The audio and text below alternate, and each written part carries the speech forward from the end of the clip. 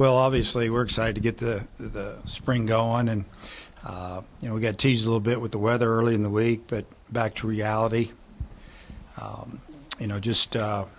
Still have a lot of questions to answer on the offensive side and maybe the defensive side as well, which is, I guess, to be expected when you lose the left side of your infield, Gold Glove second baseman. There's a lot of questions still to be answered, but the talent's there, especially on the mound. A little better.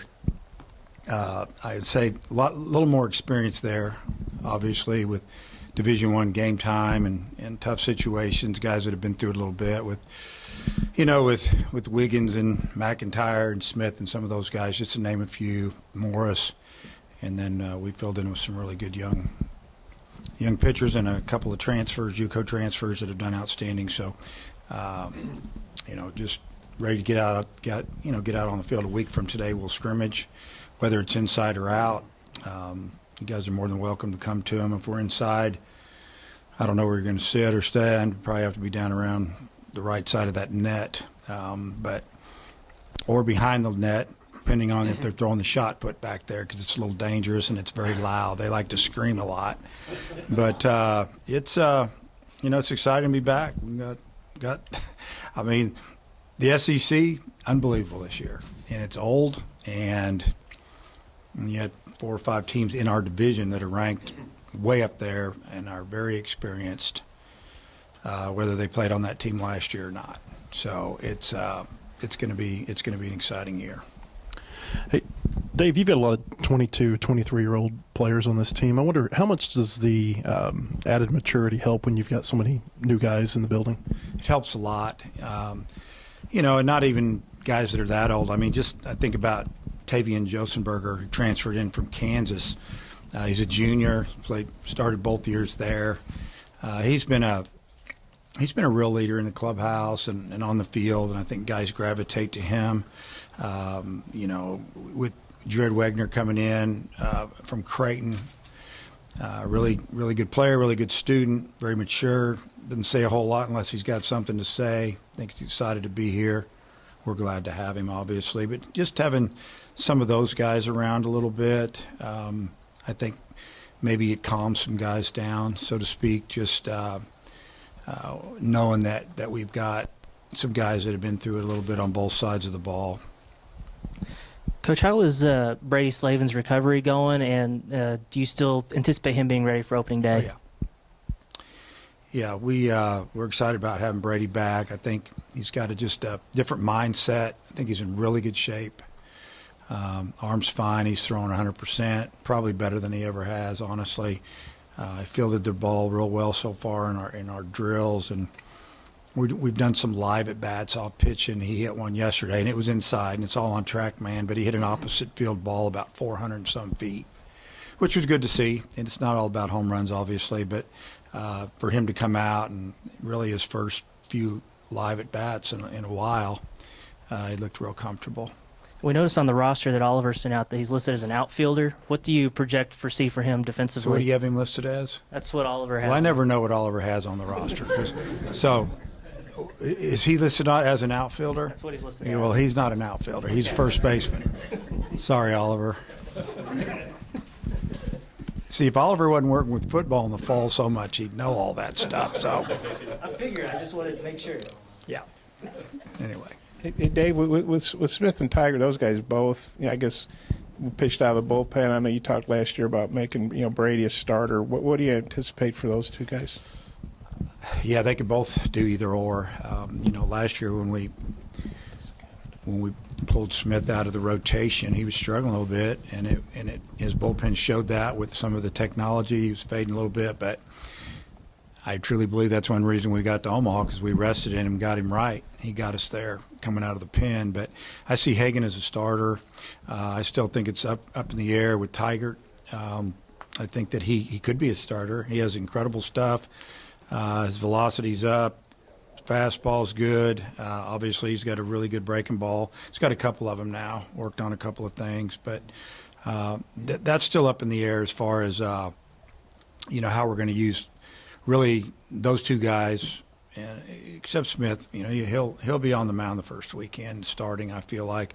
But there's 3 or 4 other guys that have a chance to start, but we don't know how we're going to use them yet.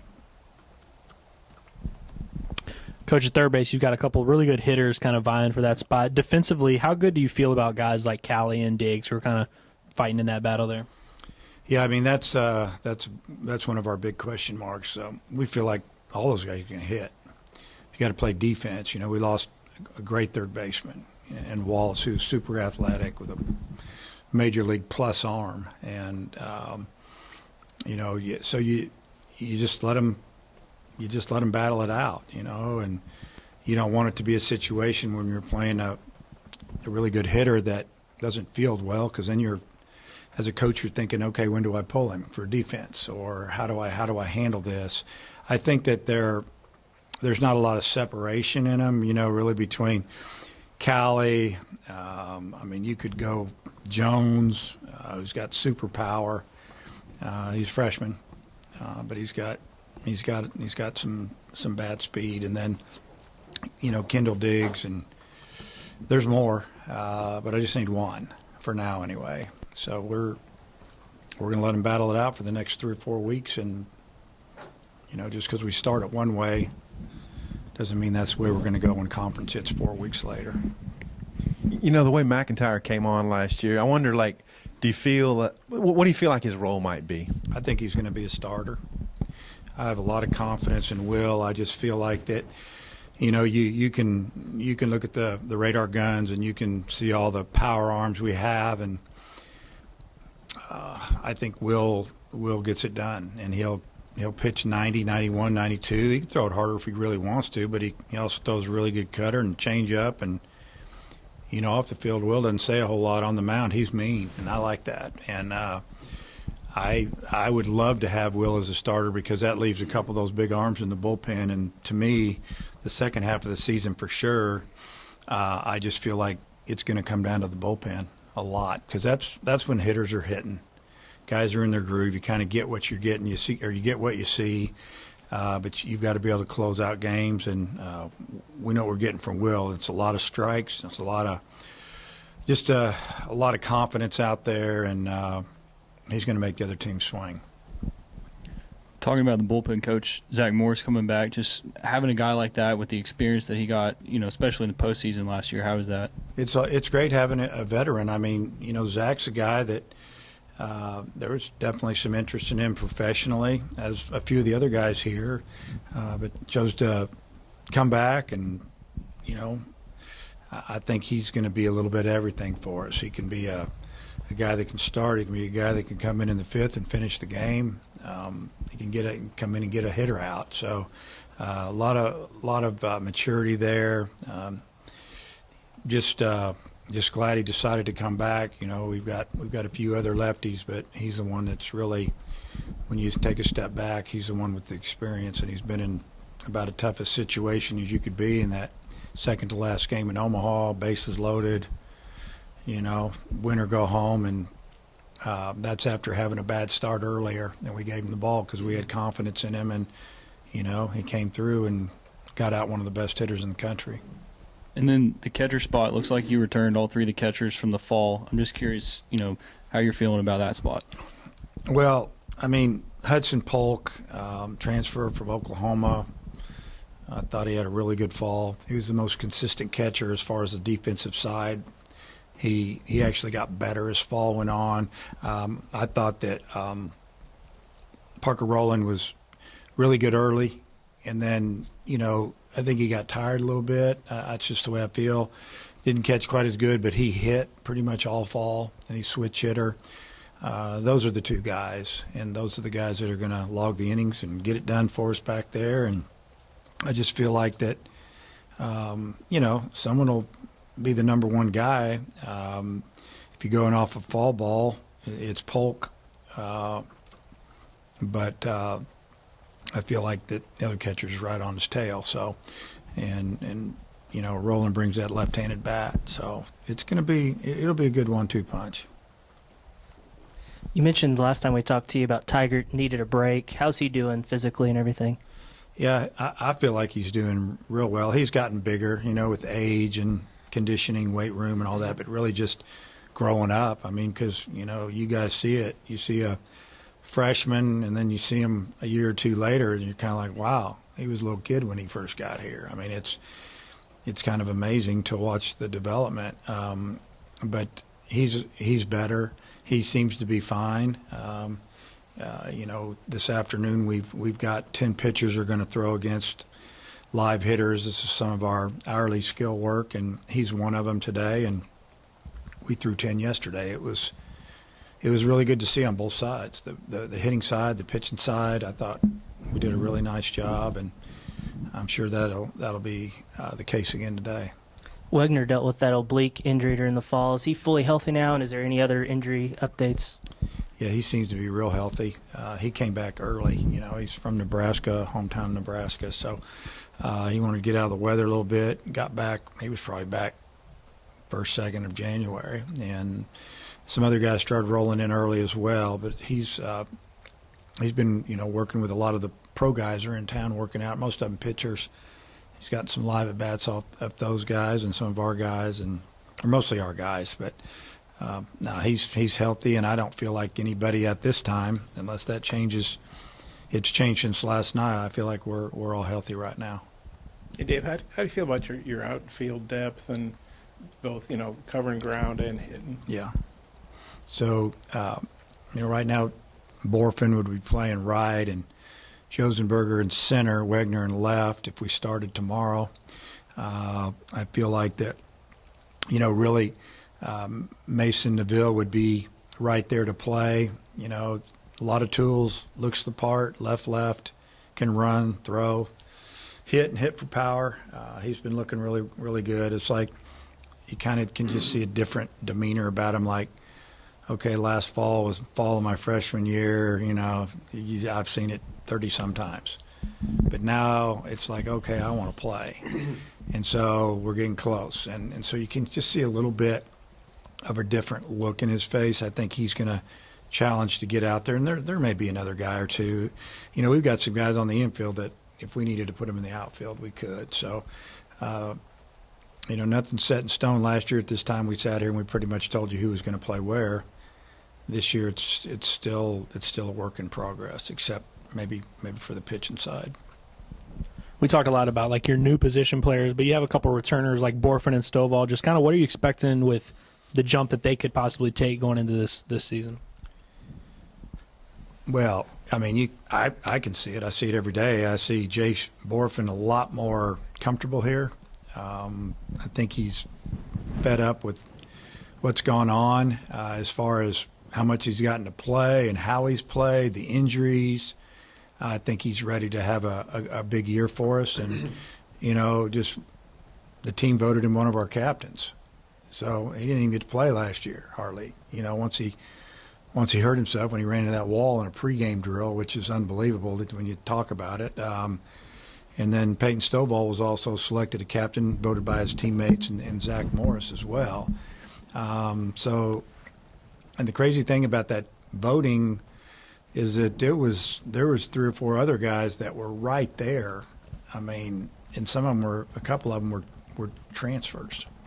So they like each other a little bit, and they respect each other already. So that's really good to see. But I think, those guys are, both left-handed hitters. They've both been around a bunch of great players. They both went to the Cape Cod League, played on the same team, and I think they both have really good seasons for us. Did you recruit this team to run the bases a little bit more? Yeah, a little bit. Yeah, we're working on it, and I always tell them, and you're either a good base running team or a bad base running team. There's usually not much in between, and we need to make sure we're a good base running team. And it's not all about stealing bases. It's about going from first to third on a hard single to center, right in the center fielder's face, and making him throw the ball at third base, and you're safe, and the runner slides into second. It's about that type of baseball, and not being stupid and run ourselves out of innings and stealing when we need to, and just seeing what the other team's given us and then being able to take advantage of it, that's a good base running team, and that's what I'm hoping for. Some of the players that I talked to said Wagner doesn't look like he's a great base runner when you just look at him, but then you get him on the base paths, and it's a little bit deceptive. He can run, and he'll fool you. He doesn't tell you about anything. He's not going to tell you how good he can hit or how far he can hit or how fast he is. Just him. And you got to like that. He just kind of shows you. And we have a couple other guys that are maybe deceivingly quick or fast. And, it doesn't mean you can steal a base just because you can run. You got to have a little bit of feel. We got maybe the fastest guy on the team. He can steal bases, but he doesn't have a good feel for it. And, but we work on it. We probably work on base running as much as, as we can with the time that we have, but we usually finish up the day with base running, and sometimes we even start the day with base running so they know that we're serious about it. Coach, you talked about Mason Neville. I'm just curious about Jason Jones and how you feel about him right now. Yeah, so Jason, again, another true freshman. I think he grew up a lot over the fall. He had some good days and some bad days, and Mason the same way. Just like the year before when he was a freshman, he had a bad week or two where he didn't make much contact, and he was second guessing themselves a little bit, wondering if they're ready for this. And if you can hit our pitching, you can hit anybody's pitching in the country. It's the way we look at it. You get to see it every day. I feel like Jason's going to play a lot and help us a lot. I think he has a bright future.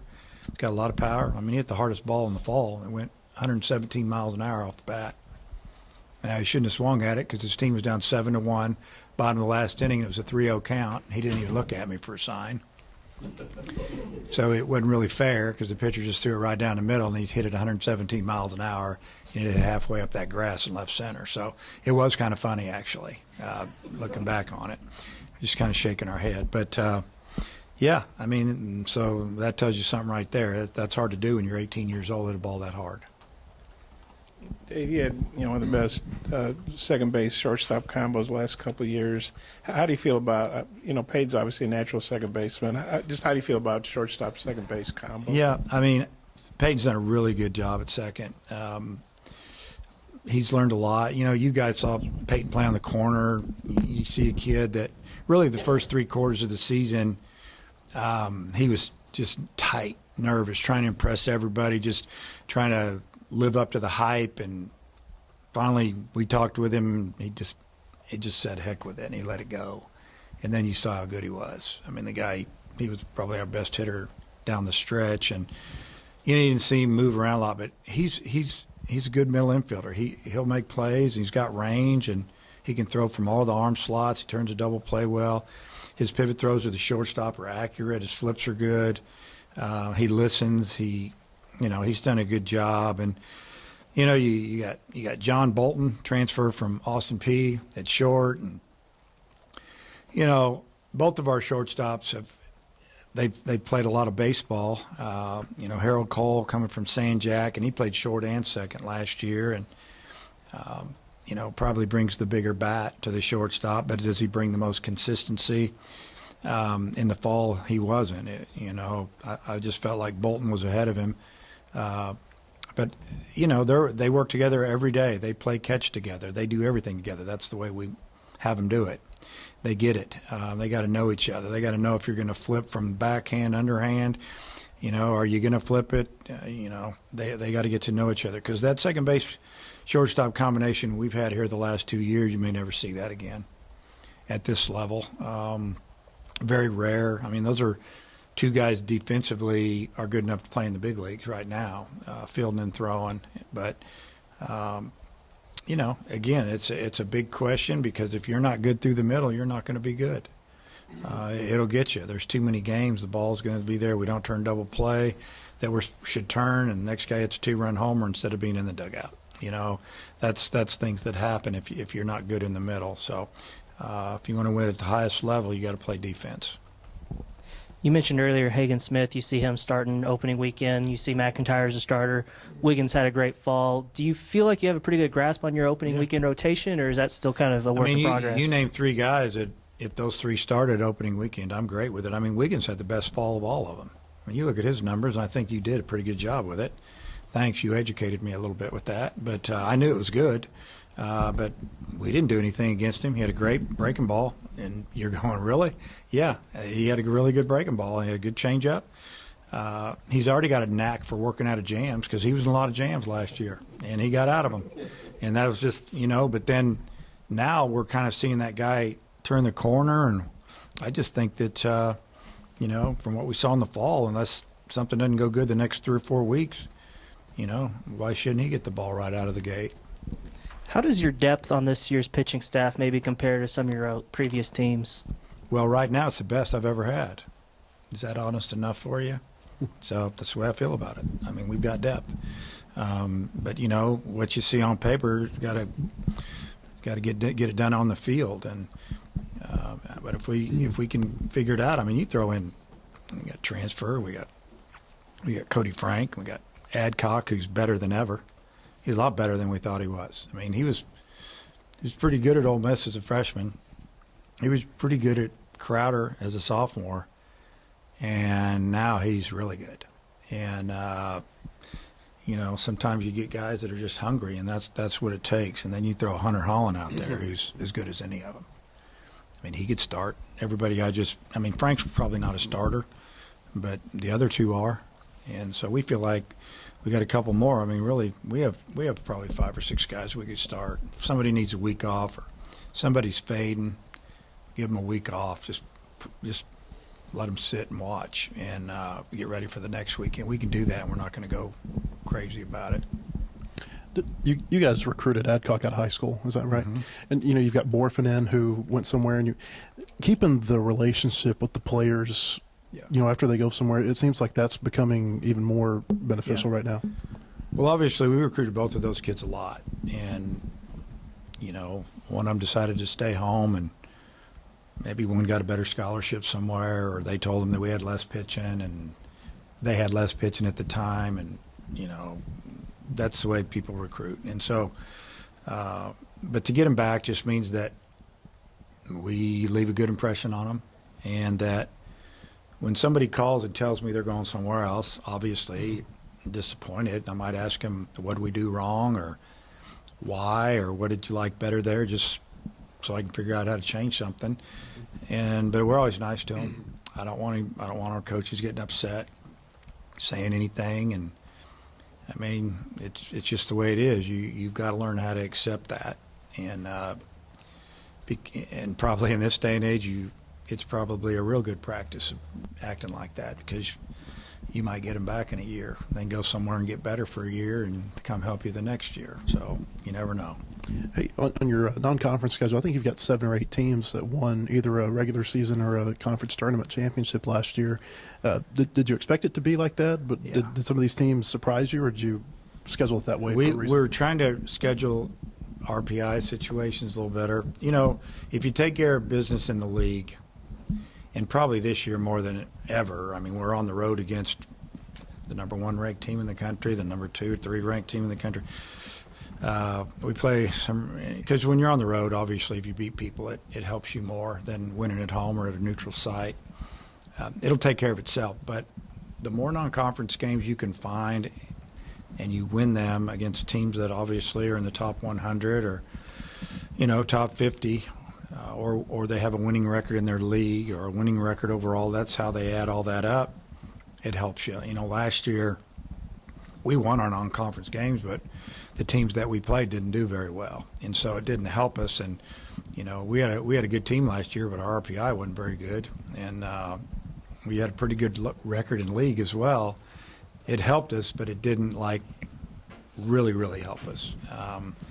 The year before, a lot of the non-conference games that we played in 21 and we won them, those teams did really well in their leagues, and it really helped us. Then obviously we won in league play as well.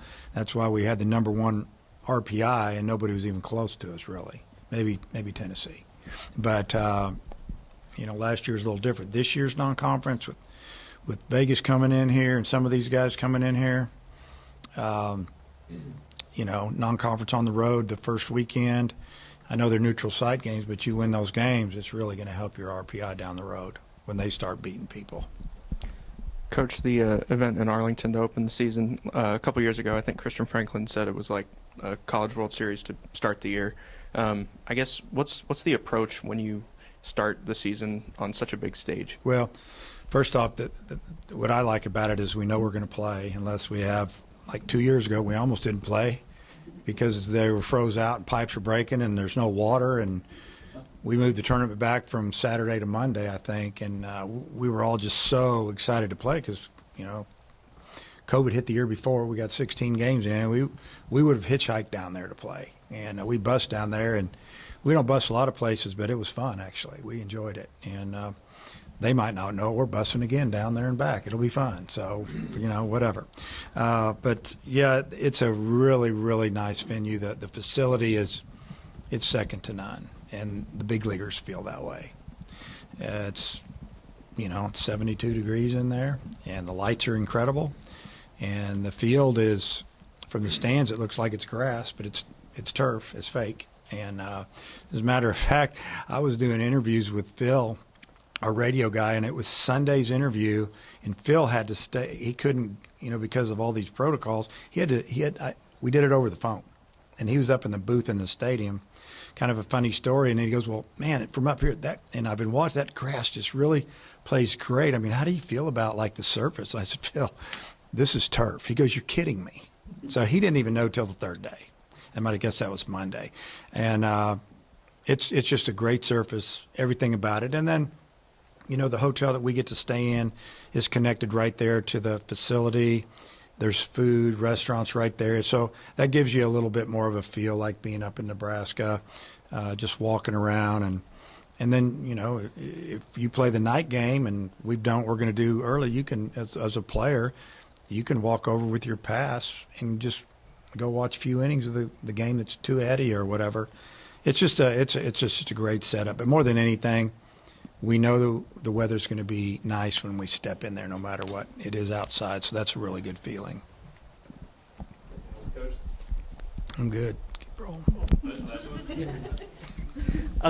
Roster management question for you. I think there's 40 players on the roster that Oliver sent out, Yeah. and usually the limit's 35. Are you able to go up to 30? The way I was reading the rules, are you able to go up to 37 because Who of told the? you that? Well, I did a lot of reading. You're telling me that you read that and figured that out. It's pretty impressive. I think I was hoping you could confirm it. I'm not 100% Okay. confident on it. So you're pretty close. It's looks like we're going to get to have 36. So the way it works, you can have as many players on your roster as you want, but once it's a day before the season starts, we have to turn in a 35-man roster. Those 35s can play in a game and practice with us and do whatever. COVID situation still, like the last semester of this, we get a 36th because we have Brady Slavens, who's been here since that year. And so we would actually have 36. There's some other teams that might have 36, 37, 38 that could officially play in the game. So that's pretty good. I got to give you credit for that. Is that because Slavens is a senior? Because I think McIntyre and Morris were also. Yeah, it was. It's because of where they're at in their class. Okay. Yeah. And you know what? I may be wrong. All I know is I get 36. So okay. You know more than me. I don't know. All right, Coach, thanks for your time. Okay. See you guys. Captains, and what does that mean to you? Yeah, I think being a sophomore and being young, I just felt blessed and accomplished. I know us three are honored to be a part of this team, and I think ultimately, guys are going to look towards us because we've been here. We have so many new guys, and so, we're honored to be able to hold that title. Yeah, for me, very blessed and honored as well. I guess now I'm kind of an older guy being a junior here, but being in the program 1 year just means a lot. We had a lot of guys leave last year, and for all the new guys that come in and vote me, Stovall, and Zach Morris as captains, it's a great honor.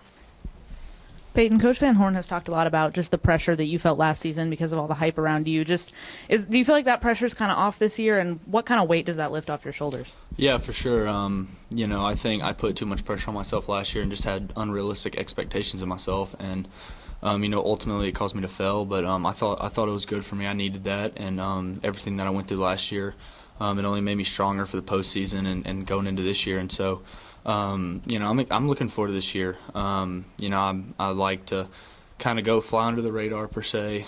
Just go out there and just play some baseball and not think about that at the end of the game or at the end of the day. I kind of look at it as just a game and just having fun. So I for sure definitely think that there's some pressure that's lifted off. Jace, Dave said that you were kind of fed up after how last year went. I was just curious for your side of going into this year after everything that happened last year. Yeah, I'm very excited, especially being a captain. The guys are going to look up for me to lead this team. Last year was a freak deal. It happens. Sometimes it's just baseball, and everyone has their own journey. And I'm just really excited to get on the season and play and go win games and get to Omaha and hopefully win the last game of the season.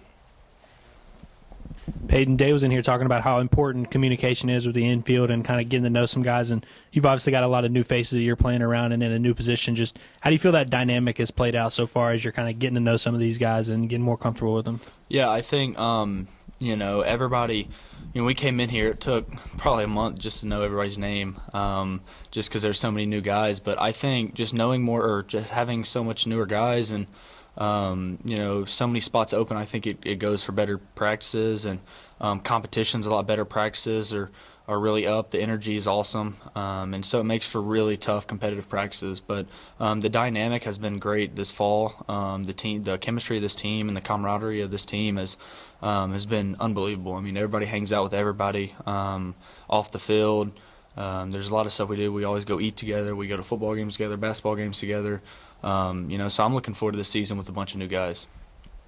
Jace, kind of along those same lines, the outfield's got a lot of new faces as well. Mason and Tavian and Jared. What can Arkansas fans expect from them? What are your impressions of them so far? Yeah, different personalities for sure, but all really good players. All have different tools that they show and display. Tavian's really fast. Mason's really fast. Wegner's got a lot of pop. I mean, he can also run a lot too.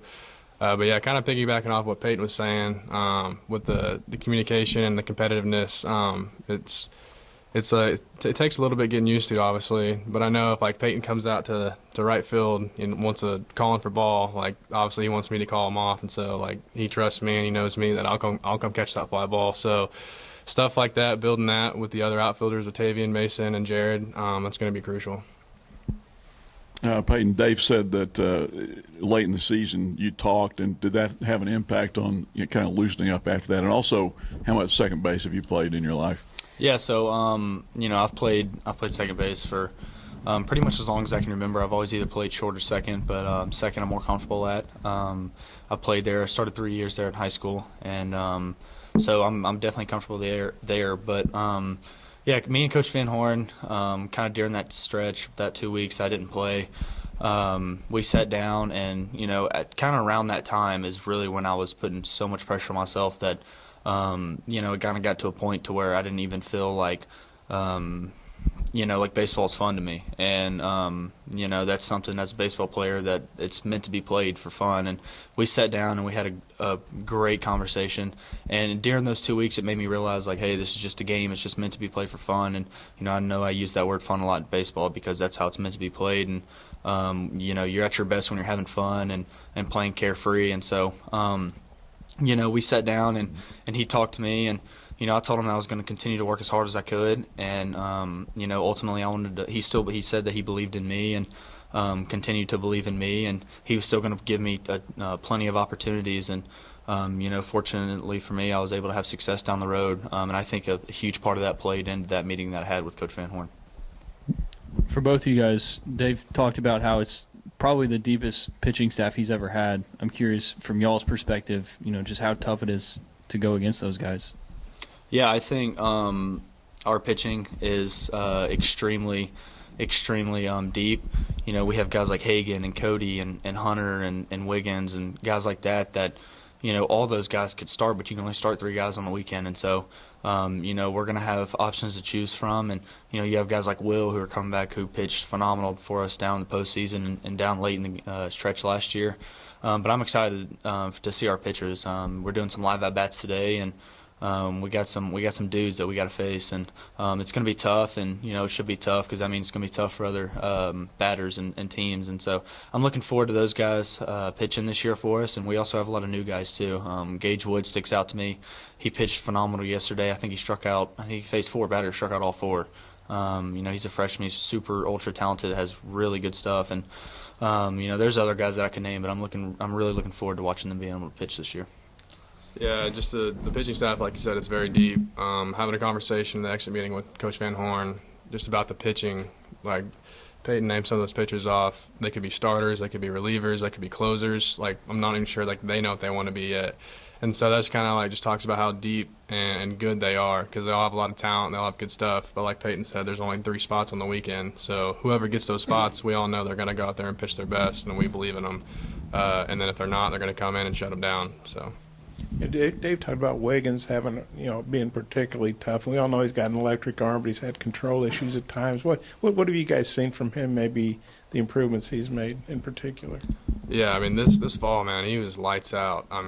Like you said, he's uber talented. He's got an unbelievable fastball, and he really took a step this fall. I thought just really commanding the zone, throwing his off speed for strikes, just keeping the hitters off balance. He was virtually unhittable. Yeah, I agree with what Jay said. I remember seeing him, and I've only faced him a couple times, but I especially remember facing him in that fall classic when we faced each other, and he was the starter for the other team, and I just remember seeing him, and I think the first pitch he threw to me, got on me quick, and I'm kind of shaking my head like, and this dude, he looks different, and so we're excited to have him, and he's been grinding in the weight room. He's doing stuff extra, and so we're really looking forward to seeing him make this jump this year. And kind of going off what Jay said about commanding, I think the big thing that sticks out to me with him is he commands his off speed. That's what he's done exceptionally well in the fall. So I'm looking forward to continue and for him to build on that. Hey, Peyton, going back to second base, you got to play beside Robert Moore all year last year. What are some things you took away from his game that you think you can benefit from? Yeah, I think just the amount of work that he put in. There's a reason. It's not a fluke that he won. He was the best second baseman in college baseball last year.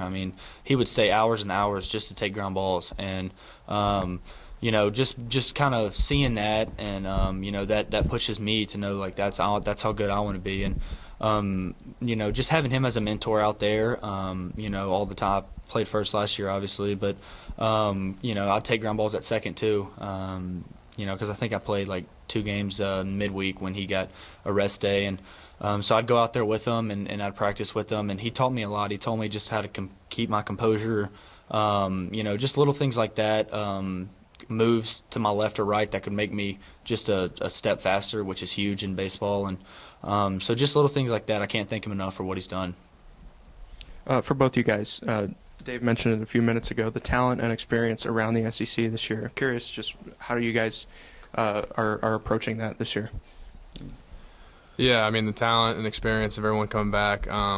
I talked about it earlier. We just lost a lot of our guys, veteran guys. So there's definitely going to be a challenge. And I've talked to Brady Slavens about this when we were eating at one restaurant around here. And we're talking about how we have a lot of new faces around this locker room. They've all played college baseball, but the SEC is a different type of conference. And so me and Brady are trying to think of ways how can we get our teammates ready to face this SEC competition and not get so sped up in the moment the first couple of weekends, so we can just get off to a hot start.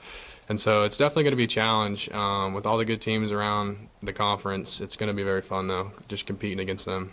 Yeah, I think kind of what Jay said. I think the SEC is going to be it's going to be just a dogfight week in and week out, and it's going to be fun. I think the pitching is going to be up from what it was last year. There's going to be some dudes on the mound that we're going to face, and dudes that we have that other teams are going to face, and it's going to be fun. I think the SEC West has probably it's the toughest division in all of baseball, and so ultimately I think that's why we had success as well down the road in the postseason, was because the conference and the schedule that we faced in conference play, and so we're looking forward to it, and we're looking forward to compete, and there's no other better way to get that started than facing 3 really good teams in our 3 opening games.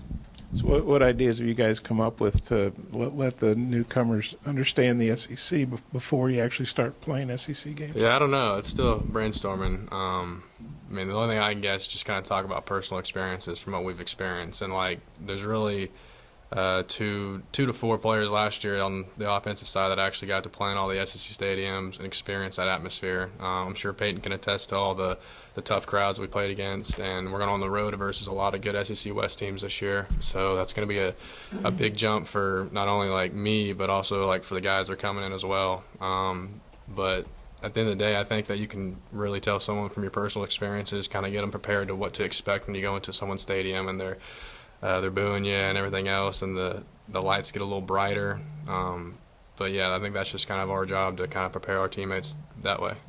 Yeah, I think there's going to be times where guys mess up because, I did it a ton last year as being young there's moments that do get too big, and that's just part of the game. I think going in and having that experience now, I think ultimately just telling guys at the end of the day, like I've always said, it's baseball, just have fun, just play like you always have, and I know it's tough to do sometimes, but just slowing the game down, relaxing, taking huge deep breaths, and at the end of the day, just staying confident, whether it's in the field or in the batter's box. That's ultimately what's going to carry you to have success. And so, just staying relaxed and just playing stress free is all we can try to tell these guys. Going back to the pitching staff, it sounds like y'all added a couple of JUCO guys that are expected to have a big role in Cody Adcock and Hunter Holland. I'm curious what your thoughts and impressions are of them after going through the fall with them.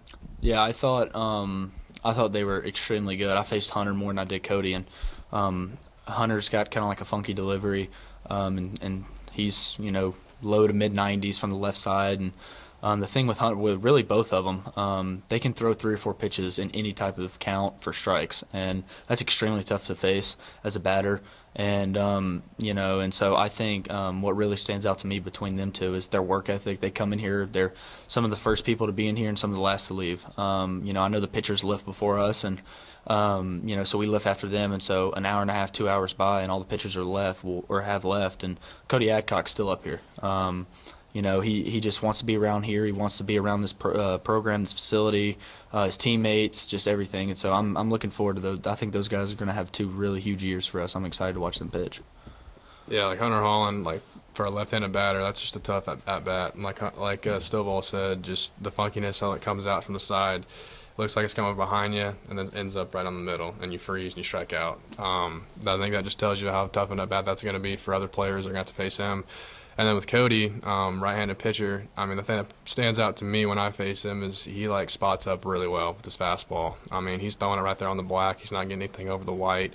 He's going to be a tough pitcher to hit with mixing all his pitches, like Stovall said earlier, throwing them in any count he wants to. So I think those are 2 guys that are really going to help us down the stretch for sure. And one more pitcher I was going to ask about is Cody Frank, the transfer from Nebraska. What are your impressions of him? What does he bring to the table? Yeah, so I actually faced him yesterday when we had some live at-bats, and I think he ended up throwing 26 pitches to three different batters, and he did not throw 1 pitch over the heart of the plate, and still had, I want to say, 2 strikeouts out of the 3 or 4 batters that he faced. He spots up unbelievably well. There's nothing that he has thrown that was over the plate, even really in the fall. But you can just tell, he's an older guy. He's a veteran guy. He's been here before, and he does things the right way. He comes in, gets his work done, and he's very poised out there. He's very relaxed, and stuff doesn't get to him. And so, we're excited to be able to watch him pitch for us this year. It's gonna we're excited for him. Yeah, he's a really good pitcher, obviously.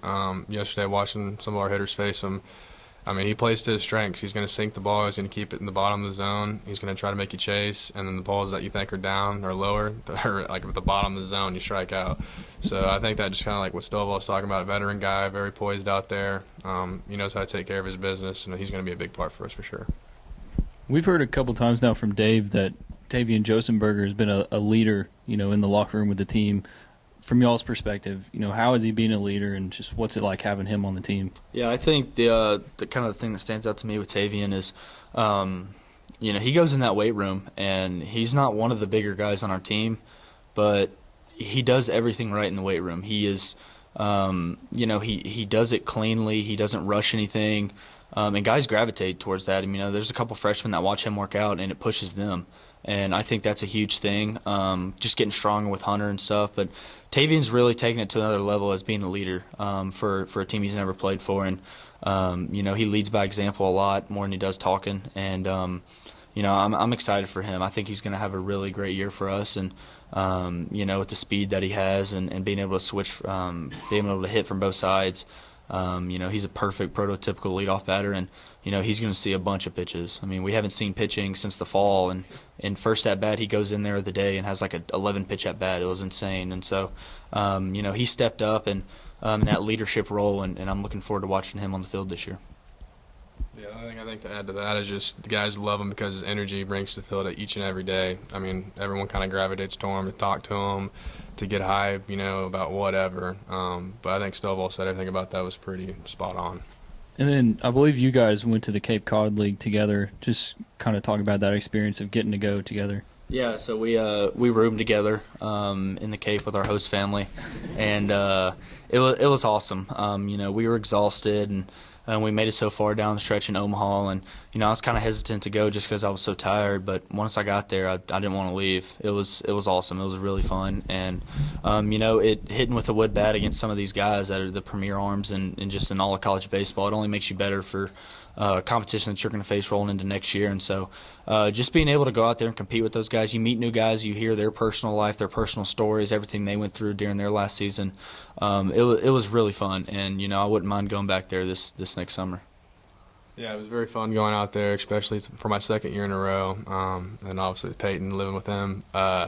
But I think the Cape Cod League kind of teaches you a lot about yourself as a baseball player. You don't. When we just came literally from Omaha, where there's 20, 30,000 fans in attendance, to going from like 500, which is a lot in the summer ball game aspect, but still, it's a different atmosphere.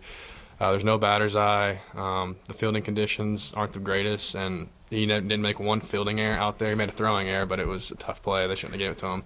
But he didn't make one fielding error on those surfaces, which is so impressive to me, I thought. But it really just teaches you about just, how much do you love the game of baseball. You're out there in the summer. Sometimes it can be really hot. You got to find a different switch, different gear to get yourself ready to play that day. And really what all it's about is really about competing about yourself out there. Everyone else is tired. No one wants to be out there. You might take it lightly that day. But I think that really teaches you, how much do you love the game of baseball. Question for both of you, and Jace, you can start. I know the season hasn't started, but if you were to be asked, what's the personality, what's the identity of this team this year? How would you guys answer that? Yeah, I don't know if there's really an identity yet. I think we're still trying to figure that out because we're going to be doing a lot of different things on offense because it's not going to be like a typical offense like the Razorbacks have in the past where it's basically going to long ball you to death and we're going to get some extra base hits here and there. Now, I do think we'll still be doing that, but I think we're going to start doing different things to win ball games, manufacturing runs by hit and running, stealing bags, getting bunts down, all that different types of stuff, just moving runners over. We're not just going to sit there and try to hit the long ball every single time. So, from an offensive standpoint, I don't know if we really have an identity yet, but we're going to be very, very deep in the lineup. We're going to have a lot of guys doing different things that are going to come in and help us out. On the pitching side, you guys have kind of talked about it earlier. We're going to be very deep. We're going to have a lot of tough pitchers to, like face or whatever. And I think that's going to be, we're going to strike you out. We're going to make plays behind you.